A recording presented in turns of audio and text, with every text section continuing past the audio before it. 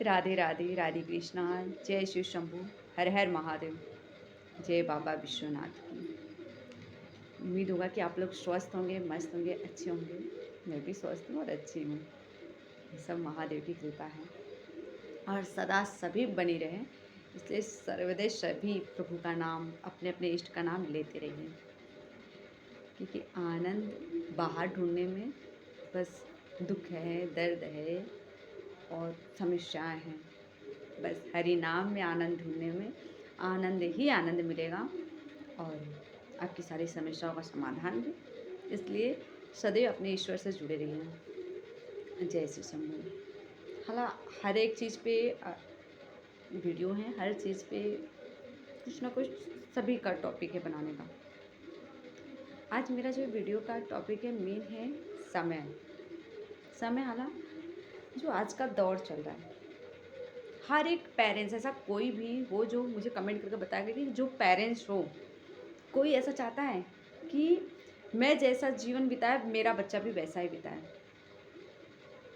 हमेशा अपने एवरेज से ज़्यादा सोचता है। जितना पेरेंट्स पढ़ाई किए रहते हैं उससे ज़्यादा चाहते हैं मेरा बच्चा पढ़े, है ना? हर एक पेरेंट्स, हर एक माता पिता जी अपने बच्चों के लिए हमेशा अपने से तो अच्छा ज़रूर सोचते हैं। सोचना भी चाहिए, स्वाभाविक है और उनका ये सोचना कहीं से भी गलत नहीं है, क्योंकि जन्म देने के बाद अच्छा फ्यूचर सभी सोचते हैं और जितनी उनकी हैसियत होती है, जितनी वो कर सकते हैं अपने सभी बच्चों के लिए, वो करते हैं। पढ़ाते हैं, लिखाते हैं, अच्छा फ्यूचर देते हैं, फिर शादी विवाह कर देते हैं। फिर बच्चा अपना अच्छा फ्यूचर लेकर एक अच्छे स्टैंड कर लेता है, एक अच्छी जॉब या अच्छा बिजनेस जो भी उसको उस योग्य हुआ वो कर लिया। अब माँ-बाप क्या हुए? उम्र ढला भाई। जिस बच्चे को गर्भ में आने से लेकर उसको बड़े होने तक की एक ही सपना था कि वह सबसे अच्छा रहे, सब सुख मिले। मेरे जैसा जीवन नहीं, मुझसे और अच्छा जीवन हो।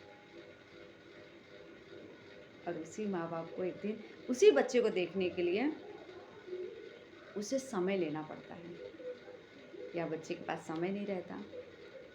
साल-साल, 6-6 महीने या उससे भी ज़्यादा हो जाता है अपने उस बच्चे का चेहरा देखने में जिसके अच्छे भविष्य के लिए अपना वो सब कुछ दे चुके थे।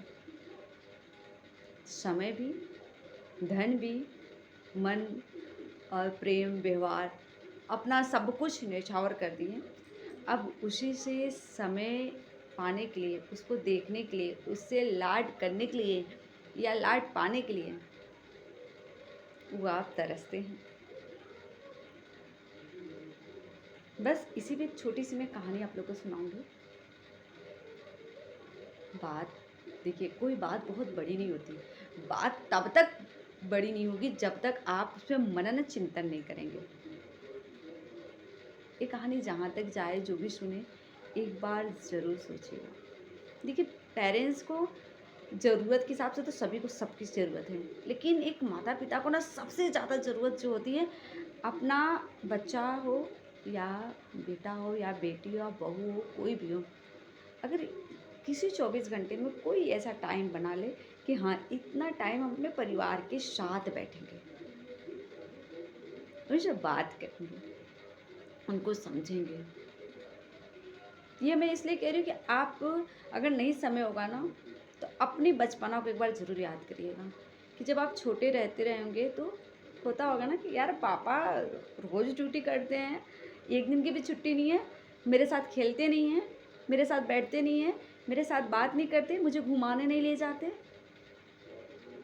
अगर मम्मी-पापा एक साथ बैठकर आपके साथ खेलते हैं, बात करते हैं या तो कितना अच्छा लगता था। मन खुश हो जाता था, ऐसा लगता था वाह! आज का दिन तो क्या बात है, बहुत बढ़िया, होता है ना? बस वही पल याद रखिएगा। जो पल आपको उस टाइम अच्छा लगता था, आज वही पल आपके माता-पिता को अच्छा लगेगा। जब आप उनके पास 5 मिनट ही सही बैठकर अगर ये पूछ लेंगे ना, और बताइए क्या हाल है? कैसे हैं? क्या कर रहे हैं? कुछ नहीं चाहिए। पूरे जीवन की पूंजी जो है उनकी, पूरी जीवन की कमाई जो है, वो उनको इस समय दिख जाएगी कि बस इतना अच्छा मतलब मेरा बच्चा है कि मुझे अपने व्यस्त समय में भी अपना बहुमूल्य समय दे रहा है। और देना देखिए सबको चाहिए, कोई बड़ा उपकार नहीं है, करना सबको चाहिए। आइए हम कहानी की तरफ बढ़ते हैं। एक बुजुर्ग आदमी था, एक बार अदालत में पहुंचा और अपने बेटे पे केस कर दिया। जज साहब ने कहा, अब अपने बेटे का गुनाह क्या है, क्यों आप उस पर केस कर रहे, क्या बात है? तो उसने उनको अपने बेटे का नाम और एड्रेस दिया और कहा कि आप मेरे बेटे को बुलवाइए और केस फाइल कीजिए मेरे बेटे पे। बाप जो है बहुत ज़्यादा संपन्न था, बहुत ज़्यादा रिच था। भाई उसकी बात सब लोग ने मानी, बुलाया गया बेटा को। तो कहे कि आप बताइए, आप अपने बेटे को बुलाए तो किस लिए बुलाए?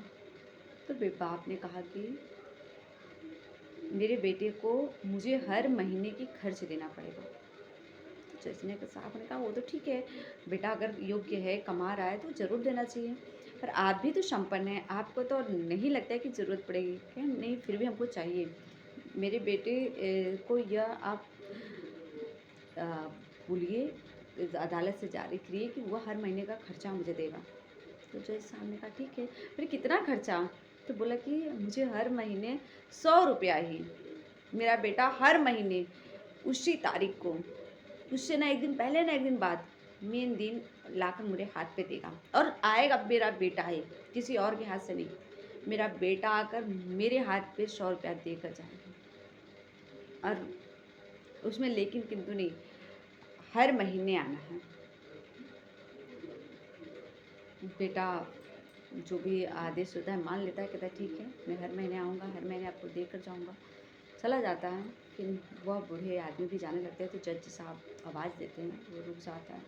फिर जज आते हैं, बैठते हैं और कहते हैं कि इतनी छोटी सी रकम के लिए 100 रुपया का क्या बुनियाद है? कुछ नहीं।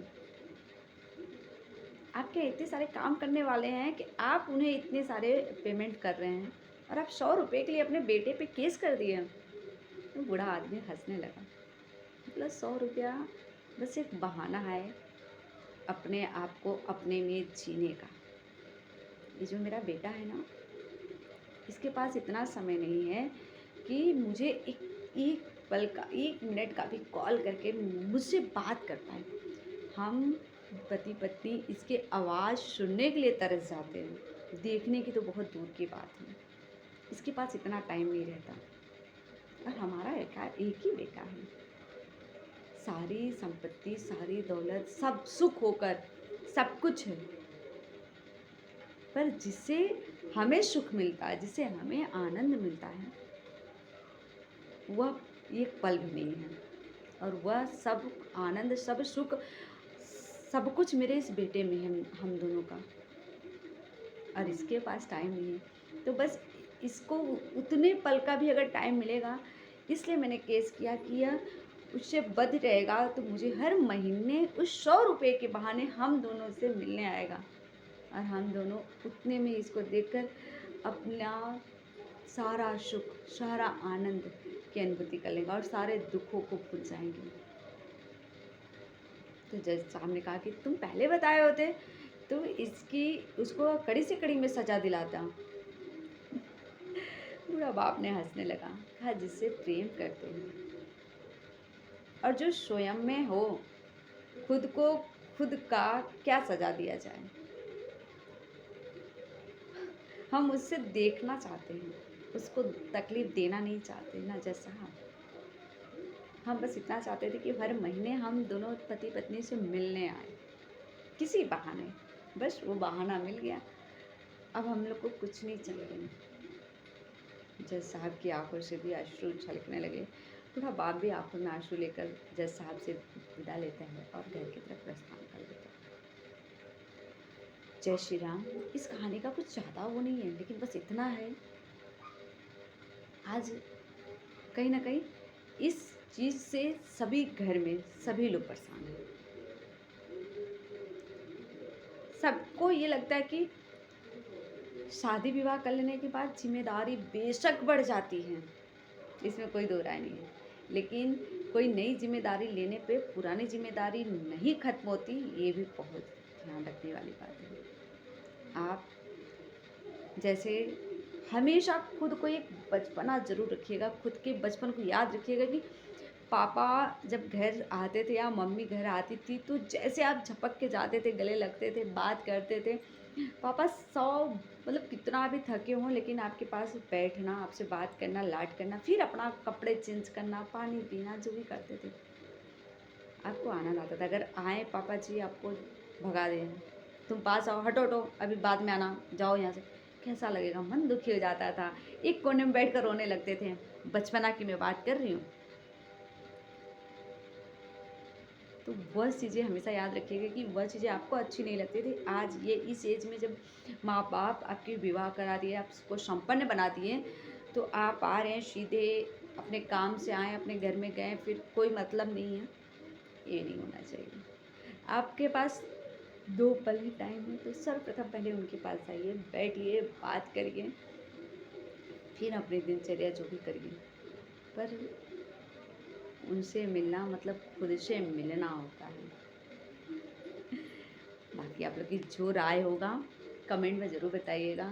यदि अच्छा लगेगा तो जय बाबा विश्वनाथ ज़रूर लिखिएगा। सभी को जय श्री राम, राधे राधे। तो एक बार प्रेम से बोलिए ओम नमः पार्वती पते हर हर महादेव। जय जय शिव शंभू।